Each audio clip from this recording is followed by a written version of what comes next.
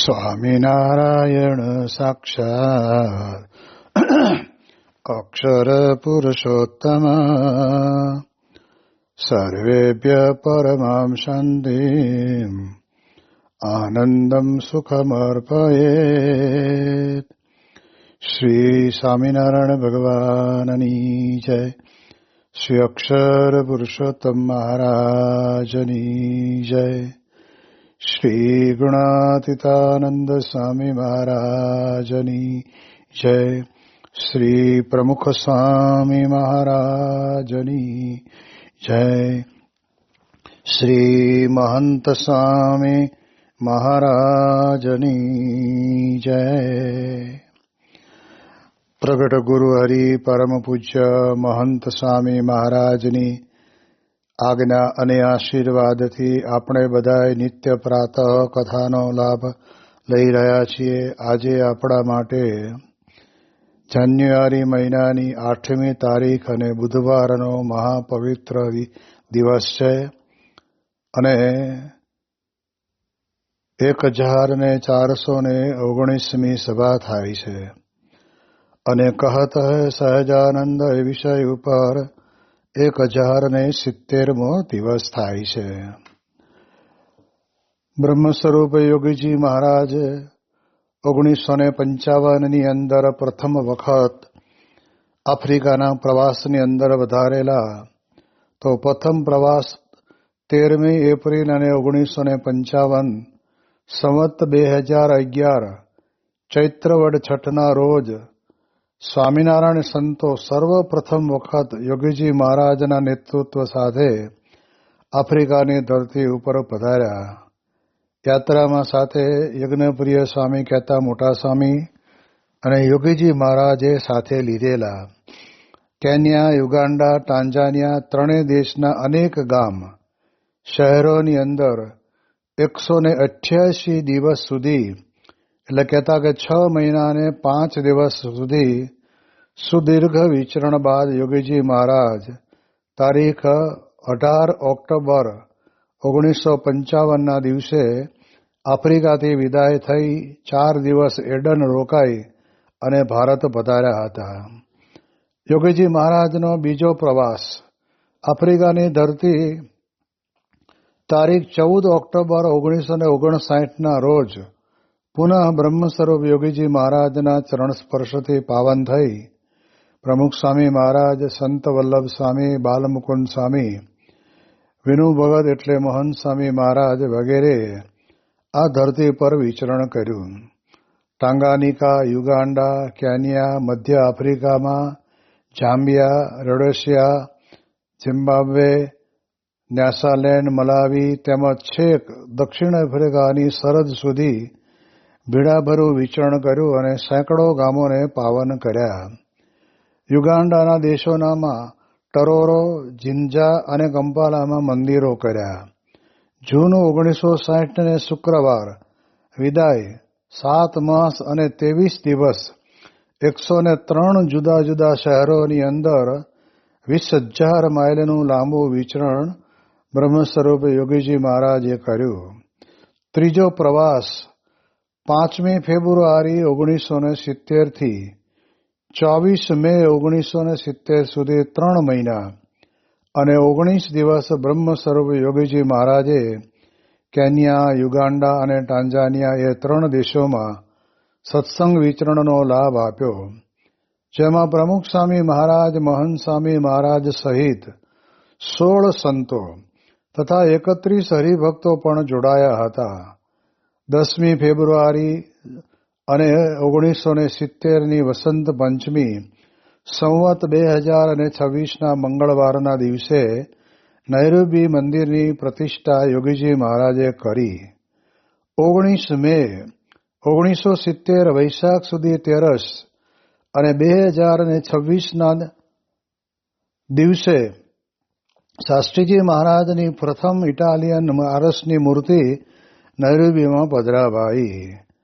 આ પ્રમાણે બ્રહ્મ સ્વરૂપ યોગીજી મહારાજે પોતે 3 વખત આ પ્રમાણેની યાત્રા કરી અને એ યાત્રાની અંદર પૂજ્ય પ્રમુખ સ્વામી મહારાજ, મહંત સ્વામી, ડોક્ટર સ્વામી, વિવેકસાગર સ્વામી બધા સંતો સાથે આ પ્રમાણે વિચરણમાં જોડાયેલા.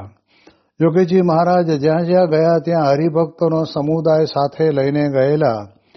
હરિભક્તોને અંતરની અંદર પ્રગટ સત્પુરુષના સંબંધવાળા હરિભક્તોનો કેવો મહિમા છે એનું દર્શન તો યોગીજી મહારાજે પોતે કંપાલાની અંદર કરાયું. કંપાલાના મંદિરની અંદર નીચેના હોલમાં હરિભક્તો માટે ઉતારાની વ્યવસ્થા કરેલી, જેની અંદર ત્યાં આગળ બધાને સૂવા માટેનું પલંગ, બાજુની અંદર કહેવાય છે કે એ પ્રમાણે એમને ટૂથપેસ્ટ ને બ્રશ અને નાવાના અને કપડાં ધોવાના સાબુ સાથે આ બધી વ્યવસ્થા અદ્ભુત રીતે ત્યાં ગોઠવેલી અને આ પ્રમાણે ત્યાં હરિભક્તોની સેવા સરબરાહ કરી. યોગીજી મહારાજે કંપાલાના હરિભક્તોને કહ્યું કે જેમ લગ્ન સમયની અંદર કોઈ કરિયાવરની અંદર બધું આપતા હોય છે, એમ આપણે આ દેશની અંદરથી આવેલા હરિભક્તોને પણ આ પ્રમાણે કાંઈક ભેટ સોગાદો આપવી જોઈએ. એટલે એમ યોગીજી મહારાજના વચન ઉપર એ કંપાલાના હરિભક્તોએ નક્કી કર્યું કે બાપા આપ જેમ કહો એમ. એટલે બધા જ હરિભક્તોને કાંડે ઘડિયાળ, એમના ઘરના માટે થઈને સરસ મજાની સાડી અને આ પ્રકારે ઘણી બધી વસ્તુઓ ત્યાં આગળ પેન, પેન્સિલ, લિટરેચરની અંદર કવર, એન્વેલેપ અને લેટર પેડ સાથે બધી વ્યવસ્થા અદ્ભુત કરેલી. તો આપણને ખ્યાલ આવે કે આવી રીતે ભગવાનના સંબંધવાળા ભક્તનો મહિમા, ગુણાતીત સત્પુરુષને પોતાને હૃદયની અંદર તો હોય છે, પણ એ ગુણાતીત સત્પુરુષના સંબંધને પામેલા હરિભક્તોના અંતરની અંદર પણ એવો અને એવો જ મહિમા આપણને દેખાયો. ત્યારે આપણને ખ્યાલ આવે કે આ આફ્રિકાની અંદર દૂર દેશાવરમાં બ્રહ્મસ્વરૂપ શાસ્ત્રીજી મહારાજે શરૂ કરેલા સત્સંગની એ ગંગોત્રી તો એટલી જબરજસ્ત વિશાળ પ્રમાણમાં વહેતી થઈ કે ત્યાં આગળ 3 વખત ગુરુહરિ યોગીજી મહારાજ પોતે પધાર્યા. 3 વખત ગુરુહરિ પ્રમુખ સ્વામી મહારાજ અને મહંત સ્વામી મહારાજ પણ ત્યાં આગળ કહેવાય છે કે પધારેલા. એટલે 1955 સિવાય 1960 અને 1970ની અંદર પ્રમુખ સ્વામી મહારાજ અને મહંત સ્વામી મહારાજે પણ તે વખતના સમયની અંદર સાથે રહીને આ પ્રમાણે આ ભૂમિને પાવન કરેલી. તે વખતે એ મહંત સ્વામી પોતે યોગીજી મહારાજની સેવામાં, એટલે નાના મોટા પત્ર લખવાના અને સ્વામીને સ્નાનાદિક ક્રિયા કરાવવાની, આ બધું જ વિનુભાઈ કરીને કહેતા. વિનુ ભગત તરીકે પાર્ષદમાં જેમને એક દીકલાને દીક્ષા આપેલી એ મહંત સ્વામી પોતે ત્યાં આગળ સેવા કરતા. અને સાથે ઈશ્વરચરણ સ્વામી, જે એમનું નામ યુવકની અંદર પોતે અરુણભાઈ હતા, અને એમને યોગીજી મહારાજ અને ઠાકોરજીના થાળની સેવા પણ તે વખતના સમયની અંદર મળતી અને કરતા. યોગીજી મહારાજ પોતે દેશ અને વિદેશની અંદર ફરતા હોય, પણ એમનું એક અદ્ભુત કાર્ય, જેમ મહંત સ્વામી મહારાજે પોતે કહ્યું કે બ્રહ્મસ્વરૂપ શાસ્ત્રીજી મહારાજે અક્ષર અને પુરુષોત્તમના ઉપાસનાના મંદિરો બનાવ્યા.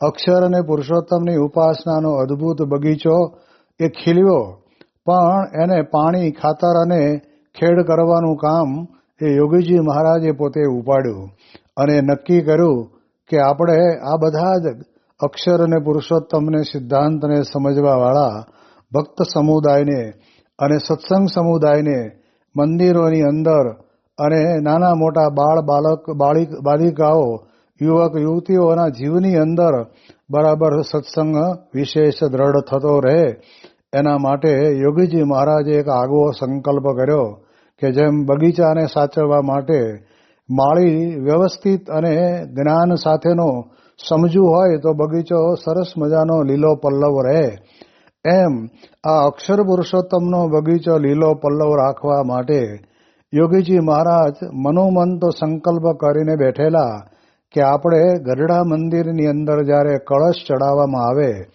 ત્યારે તે વખતે 51 યુવકોને આ પ્રમાણે કહેવાય છે કે ત્યાગીની દીક્ષા આપવી છે.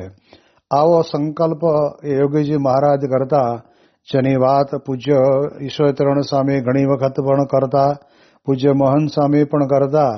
ત્યાં કલોલની અંદર રેલવે સ્ટેશન ઉપર બાપાને પોતાને એ વખતે લઘુ કરવા જવાની ઈચ્છા થઈ તો ટ્રેનના પાટા ઓળંગી અને સામેને ભાગની અંદર યોગીજી મહારાજે લઘુ કર્યા. પછી ત્યાં આગળ પણ યોગીજી મહારાજે જમીન ઉપર પાંચડો અને એકડો કરી અને 51 દોરી અને ઉપર ગોળ કુંડાળું કર્યું.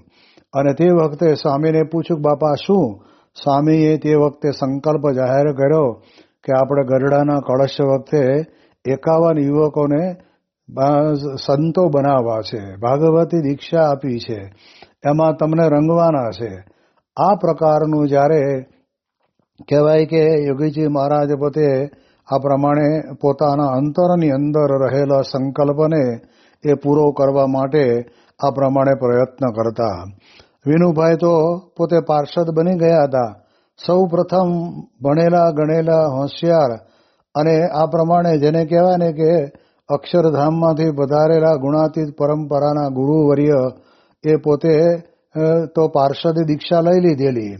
પરંતુ પૂજ્ય ઈશ્વરચરણ સ્વામી જ્યારે અરુણભાઈ પોતે રસોઈ કરતા હોય ત્યારે ઘણી વખત સમયની અનુકૂળતા હોય તો યોગીજી મહારાજ પોતે બાજુમાં બેસીને વાતો કરે અને એક સંકલ્પ કરાવે કે કયો અમે સાધુ થઈશું અને 51 કરવા છે, એમાં તમને રંગવા છે. આ પ્રમાણે કંપાળાની અંદર રહેતા પરમ ભક્ત શ્રી ચુનીભાઈ પટેલના દીકરા મહેન્દ્રભાઈ, એમને પણ યોગીજી મહારાજે પોતે એક વખત કહ્યું કે હું સાધુ થઈશ. અને ત્યારે તે વખતે એમને કોઈ સાધુ થવાનો સંકલ્પ જ નહોતો. અને યોગીજી મહારાજે પોતે આ પ્રમાણે વાત મૂકી એટલે એમણે વિચાર કર્યો કે યોગી કે સાધુ થઈને આપણી લાઈન નહીં, આપણો વિષય નહીં.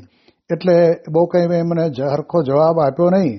પણ વારંવાર સ્વામી કહેતા ને ત્યારે એ મહેન્દ્રભાઈએ કહ્યું કે સ્વામી તમે બધી વાત મને કરજો પણ સાધુ થવાની વાત ન કરતા. યોગીજી મહારાજ ખડખડાટ હસ્યા. કારણ કે યોગીજી મહારાજ તો આ મહેન્દ્રભાઈના દિવ્ય વિગ્રહ કહેતા કે શરીરની અંદર રહેલો આત્મા અથવા કહેતા તે જીવને તો ઓળખતા હોય જ. એટલે એમણે તો મનમાં નક્કી કરી રાખેલું. તો અવળી રીતે યોગીજી મહારાજ એમને કહેવા માંડ્યા, હે મહેન્દ્રભાઈ, મારે તમને કઈ વાત નહીં કરવાની? એમ કરીને જ્યારે કહેતા ને ત્યારે એમને મનમાં વિચાર થયો કે યોગીજી મહારાજને પોતાના માટે કંઈ સ્વાર્થ નથી કે પોતા માટે થઈને પોતાની સેવા પરિચર્યા કરે એના માટે થઈને કંઈ સાધુ બનાવવા છે એવું તો છે નહીં. અને આવા નિર્દોષ પુરુષ છે. એટલે પછી દેશની અંદર જ્યારે ભણવા માટે થઈને આવવાનું થયું અને એ સમયકાળ દરમિયાનની અંદર જેને કહેવાય કે સત્ર શરૂ થવાને થોડી વાર હશે એટલા દિવસ યોગીજી મહારાજની સાથે વિચરણ કર્યું, સેવા કરી અને એમાં એમણે નક્કી કર્યું કે બાપા આપ કહેશો તો હવે હું સાધુ થઈશ. એટલે આ રીતે યોગીજી મહારાજે પોતે પહેલેથી જ આ પ્રમાણે શાસ્ત્રીજી મહારાજના અક્ષર અને પુરુષોત્તમની ઉપાસનાના ખીલવેલા બગીચાને પાણી પાવાનું, માવજત કરવાની, ખેડ ખાતર કરવાનું, આ બધું કરવાને માટે થઈને આ બધા જ અત્યારના આપણા સદગુરુ સંતોને યોગીજી મહારાજે પોતે પોતાની એ સ્નેહભરી અમૃતભરી એ મીઠાશથી અને નિર્મળ અંતકરણના પ્રેમથી એમને ખેંચ્યા. મહંત સ્વામી મહારાજ પોતે વાત કરીને કહેતા કે અમે ક્યારેય પણ જિંદગીની અંદર પણ સાધુ ન થઈએ, પણ યોગીજી મહારાજનો નિર્મળ અંતકરણનો પ્રેમ, જેના માટે આપણે બધા જાણીએ છીએ કે ગોયા તળાવના પાળ ઉપર બેઠેલા એ વિનુભાઈની બાજુમાંથી યોગીજી મહારાજ પોટલા લઈને નીકળ્યા. અને ત્યારે ધીરે ધીરે યોગીજી મહારાજ એમની પાસે આવીને કહ્યું કે અમારું બોલાચાલો સામું જોશો નહીં અને મારી ભૂલ હોય તો મને માફ કરી દેશો. એવું જ્યારે કીધું ત્યારે મને અંતરની અંદર સતહ પ્રકાશ થયો કે આ સાધુની ભૂલ તો છે નહીં, ભૂલ તો હકીકતમાં મારી છે કે મને કંઠી પહેરાવે અને હું કાઢી નાખું, પણ યોગીજી મહારાજની કોઈ ભૂલ નથી. અને ત્યારથી એમનું મન યોગીજી મહારાજને વિશે લાગ્યું. ત્યાં આગળ રેલવે સ્ટેશન ઉપર ટ્રેનની અંદર યોગીજી મહારાજ પોતે નીકળતા અને હરિભક્તો બધા દર્શન કરવા ગયા. ત્યારે તે વખતે પણ વિનુભાઈ પોતે ત્યાં ગયેલા અને તે વખતના સમયની અંદર ત્યાં ટ્રેન ઊભી રહી. યોગીજી મહારાજ ટ્રેનના દરવાજે આવ્યા અને તે વખતે યોગીજી મહારાજની આંખ એ વિનુભાઈને ગોતતી હશે અને જ્યાં એમને ગોતી કાઢ્યા એમને મળ્યા અને બહુ સ્મૃતિ આપી. થોડી વારમાં તો ટ્રેન ઉપડી ગઈ, પણ પછીથી યોગીજી મહારાજનું એવું ઘેલું લાગ્યું જે અનંત જનની કરતાં પણ આવું વધારેનું હેત એ યોગીજી મહારાજમાં એમણે જોયું અને હેતરૂપી એ પ્રેમની સંબંધ કરીને આ બધા જ સદગુરુ સંતો પોતે સાધુ થયેલા. એટલે આવો એક સંકલ્પ જે શાસ્ત્રીજી મહારાજે તો ગુજરાતની અંદર મંદિરો કરીને અક્ષર અને પુરુષોત્તમના સિદ્ધાંતને પ્રસ્થાપિત તો કરી જ દીધો હતો, પણ એમણે દિવ્ય દેહે કરીને પોતાની પૂજેલી મૂર્તિઓ મોકલીને અને એમનું તદભાવને પામેલું સ્વરૂપ એવા જે બ્રહ્મ સ્વરૂપ યોગીજી મહારાજને મોકલીને અને પ્રમુખ સ્વામી મહારાજ અને મહંત સ્વામી મહારાજને મોકલીને આ દેશ અને વિદેશની ધરતી ઉપર સત્સંગનો એટલો બધો વિકાસ થયો કે જે વિકાસના કારણે કરીને આજે પણ આપણે બધા જાણીએ છીએ કે દ્રઢ ઉપાસના અને દ્રઢ નિષ્ઠા સર્વોપરી ભગવાનનું આપણને પ્રાપ્તિ થઈ છે એના મહિમાની અંદર બરાબર તરબતર બનીને રહે છે. એટલે એ દ્રષ્ટિએ કરીને આપણે જોઈએ તો શાસ્ત્રીજી મહારાજના સંકલ્પને યોગીજી મહારાજે પણ આ પ્રમાણે મંદિરો કર્યા અને મંદિરોની અંદર પણ આપણે જાણીએ કે ટરોરીની અંદર જે મંદિર થયું એના માટેનો તો બહુ આપણા સત્સંગની અંદર પ્રસિદ્ધ પ્રસંગ છે કે તે વખતે ત્યાં ટરોરીની અંદર રહેતા મગનભાઈ, હરમાનભાઈ એ બધા CM પટેલ તે બધા ત્યાં આગળ ક્લબની અંદર રમવા જાય. પણ તે વખતના સમયની અંદર અમને બધાને વિચાર આવ્યો કે આપણે જેમ બધા લોકો પોતે પોતાની રીતે અહીંયા ક્રિશ્ચન ધર્મના લોકો એમનું ચર્ચ બનાવ્યું છે, મુસ્લિમ ધર્મના લોકો એમની મસ્જિદ બનાવી છે, તો આપણા હિન્દુનું શું?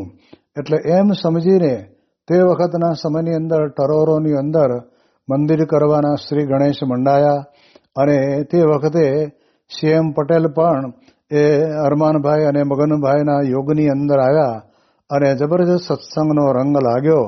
અને CM પટેલે 1970ની અંદર યોગીજી મહારાજના વચન ઉપર માથું આપીને યોગીજી મહારાજે કહ્યું કે ભલે ગમે તે થાય, પણ આપણે અહીંયા આગળ ઈદી અમીનના આવા વિરોધી ભર્યા વાતાવરણની અંદર મંદિરની અંદર મૂર્તિઓ રહેવા દેવી નહીં એમ નક્કી કરેલું અને 3 મંદિરોની મૂર્તિઓ એ લઈ અને એક જીવના જોખમે CM પટેલે પોતે આ પ્રમાણે મૂર્તિઓ દેશની અંદર મોકલી.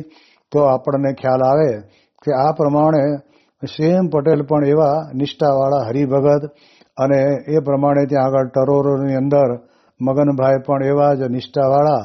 તો આજે એમનું ત્યાં આગળ સરસ મજાનું સમાધિ સ્થાન તૈયાર કરવામાં આવ્યું છે અને 1999માં ગયા ત્યારે તો બહુ એટલો બધો વિકાસ હતો નહીં, પણ અત્યારે ટરોરાના હરિભક્તો અને સંતોએ મળીને સરસ મજાની એ બધી જગ્યા લગભગ 1-2 એકર જેવી એ સંપાદિત કરી અને ત્યાં આગળ સરસ મજાના વૃક્ષ વાવેતર કરેલા છે અને હરિયાળું બનાવી અને ત્યાં સમાધિ સ્થાન પણ સરસ બનાવ્યું છે.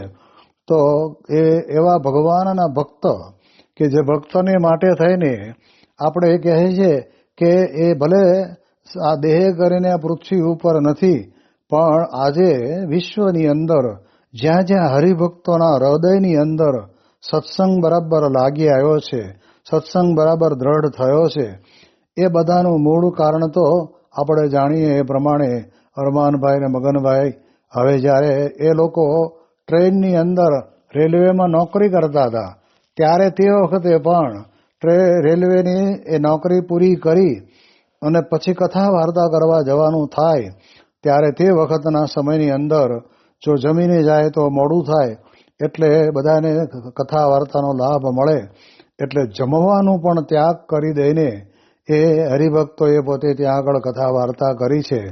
એટલે આના ઉપરથી આપણને એક વાત તો બરાબર સમજાય છે કે ભગવાન સ્વામિનારાયણે પણ અપરંપાર વાતો કરી છે, જેના માટે યોગીજી મહારાજ પોતે વાત કરીને કહે છે કે મહારાજે તો એટલી બધી વાતો કરી છે કે આખું બ્રહ્માંડ ભરાય એટલી વાતો કરી છે. એવી વાતો કરી છે, એના કારણે કરીને સંતોના અંતરની અંદર પોતાને ભગવાન જેવા ગુણો અને ઐશ્વર્ય પોતાનામાં હોવા છતાં એ ભગવાન સ્વામિનારાયણના દાસ અને સેવક બનીને બેઠા. જેમ આપણે જાણીએ છીએ કે ગોપાળાનંદ સ્વામી પોતે અષ્ટાંગ યોગ સિદ્ધ કરેલો અને સુંદરિયાણાના હિમરાજ શાહને નાડી જોવા માટે બોલાયા. નાડી હાથમાં ન આવી અને ત્યારે એ હિમરાજ શાહે પોતે કહ્યું, ઓહો, તમે તો સાક્ષાત અમારા ઈષ્ટદેવ જે ભગવાન કૃષ્ણ પરમાત્મા એમનું સ્વરૂપ છો. કારણ કે કૃષ્ણ ભગવાને પણ કહેવાય છે કે અષ્ટાંગ યોગ સિદ્ધ કરેલો, તો તમે પણ અષ્ટાંગ યોગ સિદ્ધ કરો છે. ત્યારે ગોપાળાનંદ સ્વામી પોતે બોલ્યા કે શેઠ, આ તો કાંઈ નથી. અમારા જેવા તો 500 પરમહંસો અમારા ઈષ્ટદેવ ભગવાન સ્વામિનારાયણ એમની પાસે એક પગે ઊભા રહીને હાથ જોડીને એમને પ્રાર્થના કરીએ છીએ કે અમને તમારી મૂર્તિની અંદર અમારું ચિત્ત લાગેલું રહે. માટે ભગવાન તો ભગવાન સ્વામિનારાયણ પોતે છે. આવું જ્યારે એમને ગોપાળાનંદ સ્વામીનું આવું ઐશ્વર્ય જોઈને એમને સમજાયું અને પછી શિર સાટે સત્સંગ એમણે રાખ્યો. તો આપણે જાણીએ છીએ કે મહારાજના સમયની અંદર મહારાજે આ બધા સંતોના જીવનની અંદર, હરિભક્તોના જીવનની અંદર અતિશય સત્સંગની દ્રઢતા કરી હોય એનું જો કોઈ મુખ્ય કારણ હોય તો એ કારણ એક જ કે કથા વાર્તા કરી. જ્યારે આપણે વચનામૃત જેવા ગ્રંથની અંદર વાંચન ભલે ને આપણને સમજાય ન સમજાય કરીએ ત્યારે આપણને એટલું તો ખબર પડે કે મહારાજ રાતના સવારના પહોરમાં 1.5 પહોર બાકી હતો અને ત્યારે ઉઠીને કથા વાર્તા કરી, ઝાડની ખાણ ઉપર બેસીને વાતો કરી, કુંડળ પધારીને ખાંભડા આવતા રસ્તામાં વાતો કરી, પછી લક્ષ્મીવાડીએ ઘોડીએ બેસીને વાતો કરી. આ પ્રમાણે જ્યાં જ્યાં જરૂર પડી ત્યાં મહારાજે પોતે કથા વાર્તા કરી અને એના કારણે કરીને આ વિશ્વની અંદર, ભારતની અંદર, એમાં ગુજરાતની અંદર ખાસ કરીને સ્વામિનારાયણ સંપ્રદાયની સ્થાપના એ ભગવાન સ્વામિનારાયણના વખતની અંદર થઈ અને એની એ જ પરંપરા આપણા ગુણાતીત ગુરુવર્યોએ પોતાના જીવનની અંદર આપણને દર્શાવી. કહેતા કે ગુણાતીતાનંદ સ્વામીએ પોતે પણ જૂનાગઢની અંદર રહ્યા એ દરમિયાન રાત દિવસ એમણે પોતે વાતો કરી છે અને એ વાતોનું પુસ્તક પણ આપણા સંપ્રદાયની અંદર સ્વામીની વાતો તરીકે આ પ્રસિદ્ધ થયેલું છે અને આચાર્ય મહારાજના સહી સિક્કાથી પ્રસિદ્ધ થયેલી આ સ્વામીની વાતો છે. એટલે એ દ્રષ્ટિએ આપણે વિચાર કરીએ તો સ્વામીએ પણ રાત મધરાત અધરાત જોયા વગર પણ વાતોનો સતત અખાડો જમાવેલો રાખ્યો છે. એટલે આપણે વિચાર કરીએ તો એ કથા વાર્તા છે એ જીવનની અંદર આપણો બધાનો સત્સંગ પાકો કરે છે. જેમ કપડું હોય તે આખું એ 25 મીટરના તાકામાં હોય, પણ જ્યારે કોઈ શરીર ઢાંકવું હોય ત્યારે એ કપડા ઉપર કાતર મૂકવી પડે. એ કપડાને પછી મશીન ઉપર સિલાઈ, સંચા ઉપર સિલાઈ કરવી પડે અને ગાજ બટન કરવા પડે.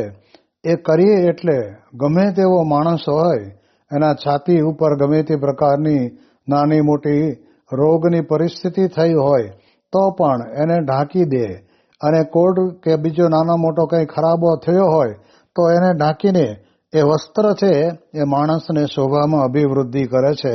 એવી રીતે આપણને આ કથા વાર્તા પણ જીવની અંદર જો બરાબર બેસી જાય ને તો એ કથા વાર્તા એ કરીને આપણને પણ આ પ્રમાણે કહેવાય છે કે અંતરની અંદર દ્રઢતા થઈ જાય છે.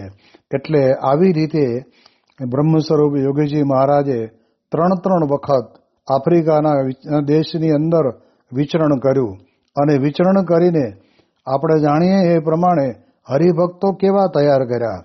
તો એક વખત પ્રમુખ સ્વામી મહારાજને પૂજ્ય સંતોએ પોતે એક ચિત્રાત્મક પત્ર લખેલો અને ચિત્ર દોરીને લખેલું કે તમે પણ જવાબ મને ચિત્રની દોરીને જ આપજો. અને સ્વામી બાપાએ જવાબ લખ્યો કે આ હરિભક્તો મારા ચિત્ર છે. પ્રમુખ સ્વામી મહારાજે તૈયાર કરેલ સમુદાય જ એમનું ચિત્ર છે. તો આ વખતની આ આફ્રિકાની યાત્રાની અંદર જવાનું થયું. ભલે એ જૂના હરિભક્તો કોઈ અત્યારે રહ્યા નથી, પણ એમના પરિવારની અંદર એમના દીકરા દીકરીઓ એ બધાને આજે આ સત્સંગના રંગે રંગાયેલા જોઈએ ત્યારે આપણને ખ્યાલ આવે કે ખરેખર પ્રમુખ સ્વામી મહારાજે પોતે જે ચિત્ર દોર્યું છે એ કેવું, તો કે આજ્ઞા અને ઉપાસનાની અંદર દ્રઢ સમજણ અને ચારિત્રવાન સમાજની અંદર પણ દ્રઢ અને સત્પુરુષને વિશે અતિશય દ્રઢ પ્રીતિ સાથેનું જોડાણ. આ બહુ મહત્વની બાબત છે. કદાચ કોઈક વ્યક્તિ ચારિત્રવાન હોય, કદાચ કોઈક વ્યક્તિ એમ કે મારો સમજણનો સત્સંગ છે, પણ જો સત્પુરુષની સાથે એને આત્મબુદ્ધિ નથી થઈ, સત્પુરુષની સાથે એનું જોડાણ નથી થયું, તો ક્યારે પણ એ સત્સંગની અંદર એ પડી જતા વાર લાગે નહીં. જ્યારે મોટા પુરુષની સાથે પ્રીતિ હોય, જેમ કહેવાય છે ને કે જે બાળકે રસ્તામાં ચાલ્યા જતા એના માતાની કે એના પિતાની આંગળી પકડી હોય, તો ગમે તેવા સંજોગોની અંદર એ બાળકને ઠેસ વાગે અને આમ પડી જવાની અણી ઉપર હોય તો પણ એ બાળકને પડવા ન દે. આ એક સ્વાભાવિક છે. તે વખતે તરત એની માતા કે અથવા તો એના પિતા એને તેડી લે અને પડવાને બદલે એનો વજન ઉપાડીને પોતે એને સાથે લઈ જાય.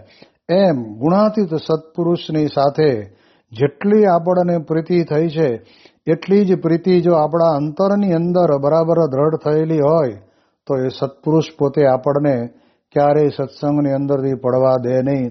તો એ સત્પુરુષને વિશે અતિશય પ્રીતિ આપણી દ્રઢ ક્યારે રહે? તો અત્યારે આપણે બધા જાણીએ છીએ ને કે આપણા માટે ગુણાતીત પર્વ ચાલે છે અને એની અંદર મહંત સ્વામી મહારાજ પોતે આપણને કહે છે કે આપણને જે પ્રાપ્તિ થઈ છે એ પ્રાપ્તિને પ્રતીતિની અંદર પરિવર્તિત કરવાની છે. એટલે આપણને જે ભગવાન અને સંત મળ્યા છે, પણ એની પ્રતીતિ અંતરની અંદર દ્રઢ હોવી જોઈએ. જેમ કહેવાય છે કે કોઈ પૈસાદાર કે પછી ધનાઢ્ય વ્યક્તિના ઘરની અંદર ઘણી બધી પ્રકારની પોતે ધન સંપત્તિ હોય, પણ એને એનો આનંદ ક્યારે આવે? તો કહે છે કે એને પ્રતીતિની અંદર પરિવર્તિત કરી દેતો. નહીતર દુઃખના રોદડા તો રોનારા કેટલાય પડ્યા છે. બધું ઘણું બધું હોય તો પણ યોગી મહારાજ વાત કરતા ને કે ઓલા શેઠને ત્યાં 6-7 પેઢી સુધી એ છોકરાઓ ખાય અને વાપરે તો પણ ખૂટે નહીં એટલી ધન સંપત્તિ હતી, પણ તોય મનની અંદર પોતે એ વિહવળ બની ગયેલા અને રોદડા રોતા હતા કે અરે રે હવે આ 8મી પેઢીનું શું થશે? ત્યારે એના ધર્મપત્નીએ પૂછ્યું, ત્યારે પરાણે એને કહ્યું કે પ્રશ્ન માત્ર આટલો જ છે. ત્યારે એને પ્રતીતિ નથી થઈ. બાકી પ્રતીતિ થઈ હોય તો સ્વામી કે જેને જેને મનુષ્યનું શરીર મળ્યું છે એ પોતાના ભાગ્યની અંદર જે આ પ્રમાણે ધન સંપત્તિ લઈને આવ્યો હોય એટલું પોતાના સમયકાળ દરમિયાનની અંદર આધ્યાત્મિક માર્ગે, સાંપ્રદાયિક માર્ગે, કોઈક સારી નાની મોટી સેવા સરભરાની અંદર એ વાપરે તો એનું વાપર્યું સાચું કહેવાય. પણ મૂકી સંઘરી રાખે તો સ્વામી કે એમના જ્યારે દેહ પડી જશે ને ત્યારે ત્યાં પડ્યું રહેવાનું છે, એ કંઈ સાથે આવવાનું નથી. એટલે આવી રીતની સમજણ પણ એ ગુણાતીત ગુરુવર્યોએ એ આપણે જાણીએ એ પ્રમાણે આફ્રિકાના વિચરણની અંદર સત્સંગીઓના જીવની અંદર બરાબર રેડીને પાક્કું કરી દીધેલું કે જેના કારણે કરીને શાસ્ત્રીજી મહારાજે પોતે આફ્રિકાના હરિભક્તોને આજ્ઞા કરી કે આપણે મહારાજના સંકલ્પ પ્રમાણે આ ગરડા ઉપર જે મંદિર બનાવીએ છીએ એ આખું સંપૂર્ણ આરસનું બનાવીએ છીએ અને એ મંદિરની અંદર તમારે બધાએ આ સેવા કરી અને આ ગરડાના મંદિરને પૂર્ણ કરવાનું છે.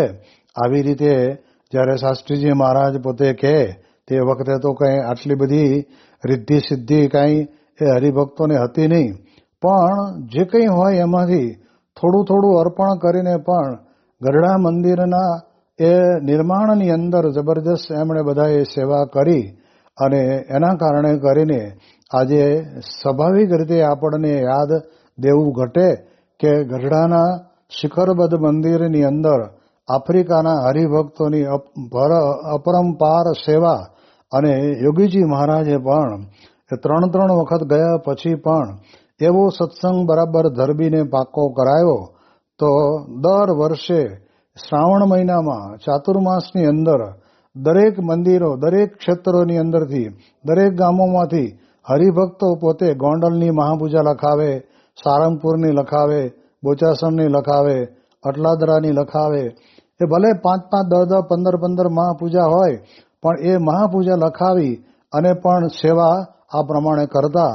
એટલે આ આફ્રિકાના હરિભક્તોનું સમર્પણ અને એ નિષ્ઠા જોઈ અને આપણને પણ અંતરની અંદર પ્રેરણા મળે એની વિશેષ વાતો આપણે આવતીકાલે કરીશું. શ્રી સ્વામિનારાયણ ભગવાનની જય.